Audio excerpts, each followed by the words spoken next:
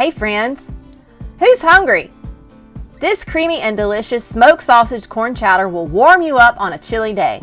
Cook 1 box of long grain and wild rice according to package directions. Discard the seasoning package first. We won't be using that. While the rice is cooking, heat 2 tablespoons of oil in a large stock pot. Working in batches, brown 1 pound of sliced smoked sausage on both sides. Remove the sausage from the pot with a slotted spoon, but reserve the grease in the pot. Add 1 cup of diced carrots and 1 cup of chopped onions. Saute the carrots and onions for 5 to 6 minutes until they become soft and translucent. Next, add 3 cloves of minced garlic and 1 10-ounce package of frozen corn kernels and saute for another 30 seconds. Stir in 3/4 cup of all-purpose flour and mix until the vegetables are coated and all the flour is absorbed. Cook for 3 minutes, stirring constantly.